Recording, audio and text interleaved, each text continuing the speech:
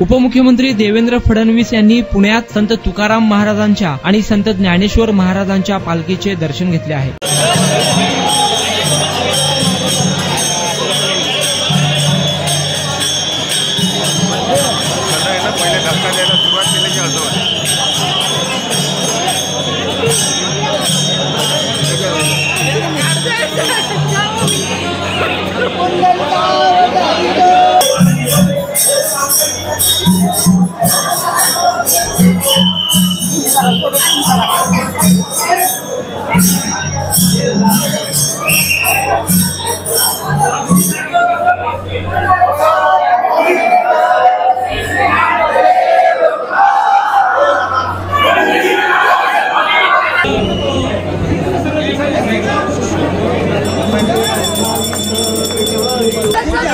पालखीचा सोहळा आणि वारी ही खऱ्या अर्थानं महाराष्ट्राने संपूर्ण भारताला दिलेली एक आध्यात्मिक आणि सांस्कृतिक ठेव आहे।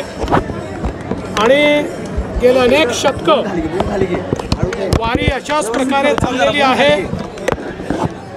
जगद्गुरू तुकाराम महाराज आणि माऊली ज्ञानेश्वर महाराज यांच्या पादुकांचं दर्शन घेणं, यांच्या पालखीचं दर्शन घेणं हा कुठल्याही व्यक्तीच्या जीवनातला एक अत्यंत आनंदाचा क्षण असतो आणि तोच आनंद अनुभवण्याकरता या ठिकाणी मी आलेलो आहे आणि हे दर्शन मी या ठिकाणी घेतलं आहे।